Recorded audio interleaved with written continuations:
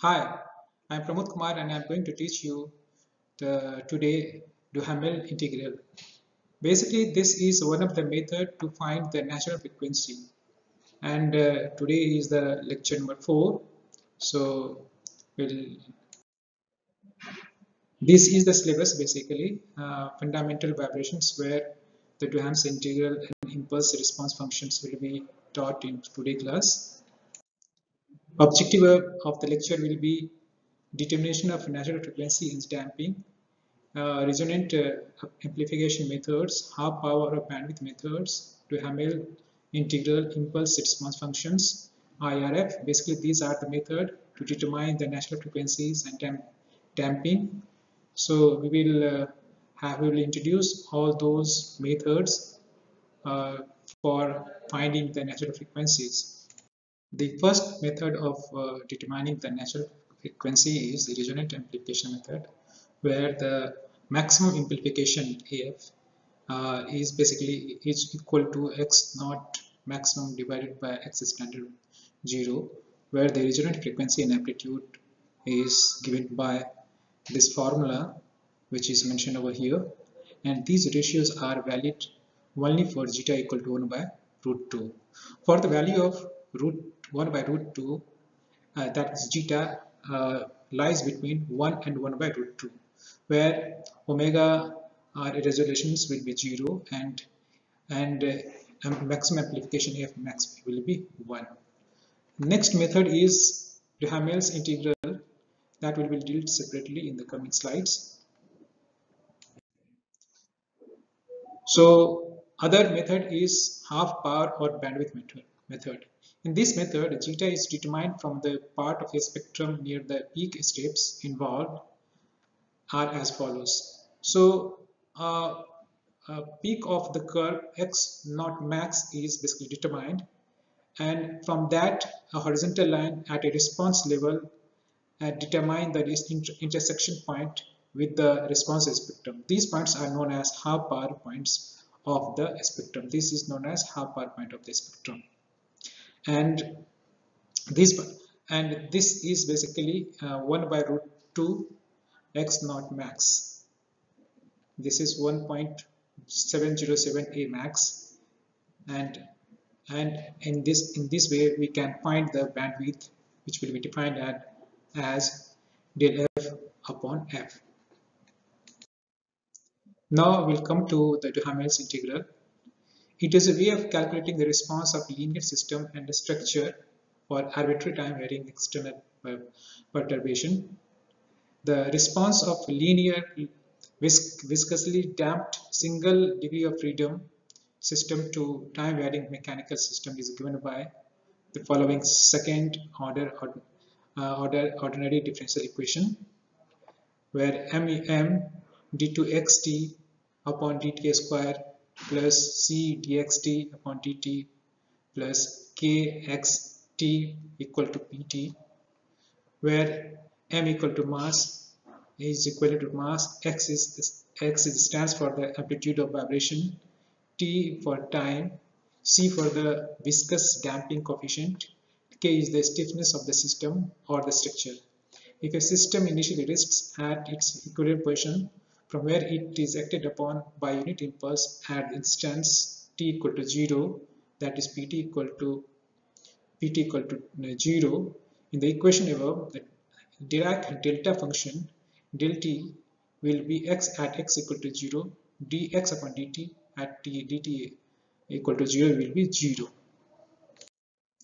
By solving the differential equation, we can get the fundamental solution as a unit impulse response function, which will be dealt in the coming slides, which will be equal to st will be 1 upon m omega d e to the power zeta omega and t sine omega dt, when t will be greater than 0.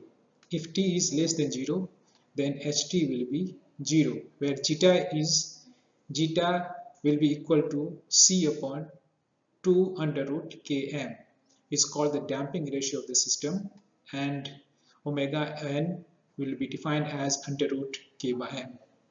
This is natural angular frequency of the undamped system when c equal to 0 and omega d equal to omega n under root 1 minus zeta square is the circular frequency when damping effect is taken into account, when the damping coefficient is not equal to 0.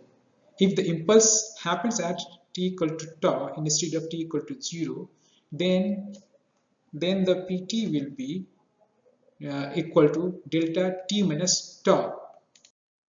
The impulse response is h t t and tau will be this equation which at the time of t is greater or equal than tau.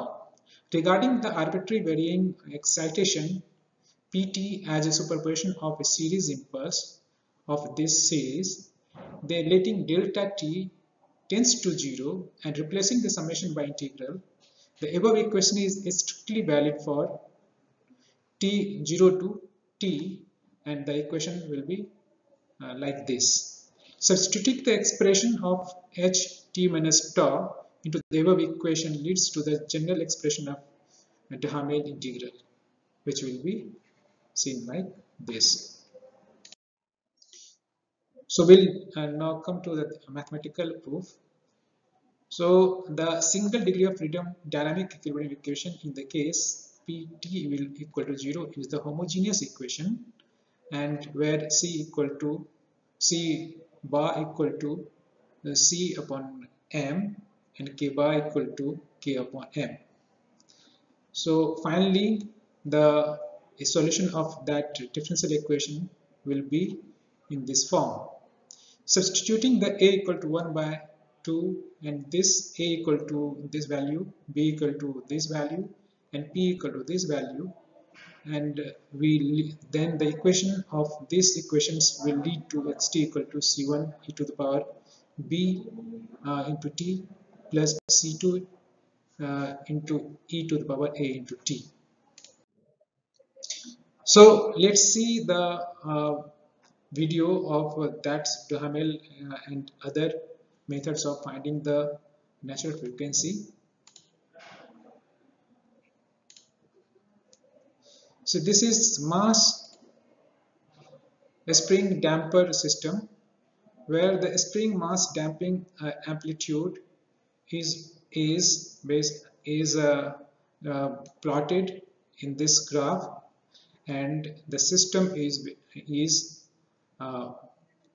moving in one dimension.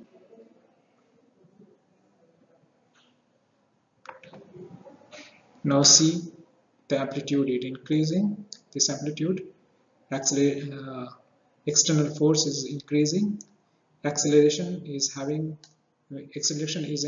the green, velocity is in the red, and position is in the terms of position in terms of indigo color. So after some time it will come into the rest, and finally the system will be at the rest. That was the basically response of a system of a spring mass damper system. Now we will come to the impulse response function. It is in signal processing, the impulse response or impulse response function of a dynamic system is its output when presented with a brief input signal called impulse. Impulse response refers to the reaction of any dynamic system in response to some external changes. The impulse response describes the reaction of the system as a function of time, or possibly as a function of some other independent variable that parameterize the dynamic behavior of the system. The dynamic system and its impulse response may be actually a physical object or maybe a mathematical system of equations describing such objects. Since the impulse function contains all frequencies, the impulse response defines the responses of a linear time variant.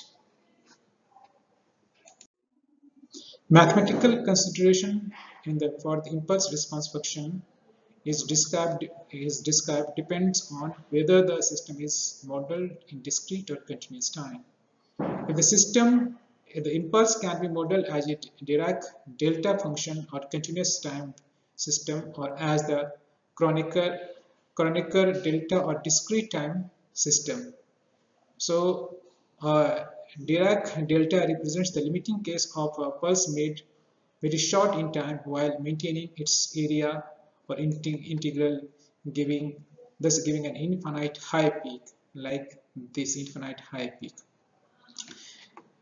In Fourier analysis theory, such as impulse comprises equal portion of all possible excitation frequencies, which make it a convenient test probe.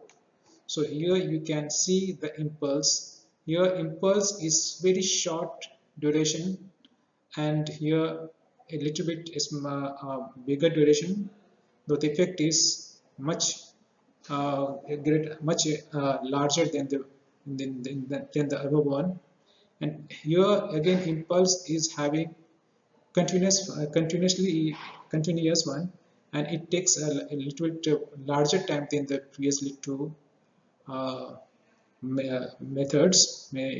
So this is discrete in discrete time, this is in continuous time. So here as you know that in continuous time, Dirac delta function applies, or in discrete time, Kronecker delta or discrete time system applies. Practical applications of impulse response function is basically it's not possible to produce perfect impulse to serve as input for testing. Therefore, a brief pulse is sometimes used as an approximation of an impulse. Loudspeakers, for example, loudspeakers which suffers from phase inaccuracies are defect unlike other measured properties such as frequency response. Electronic processing, impulse response analysis is a major facet of radar, ultrasonic imaging, or many areas of digital signal processing. An interesting example would be broadband internet connections. Control system. In control theory, the impulse response is the response of a system to Dirac delta input. This proves useful in the analysis of dynamic system, Laplace transformation, delta function, and all. So the rest of the thing you can understand, you can take it from the reference what I have mentioned over here, and that will be given as a handouts or in PDF or in soft copy. So the summary of this lecture is that means we understand various methods for determination of natural frequencies, and these are resonant amplification method, half power or bandwidth method, Duhamel's integral impulse response functions.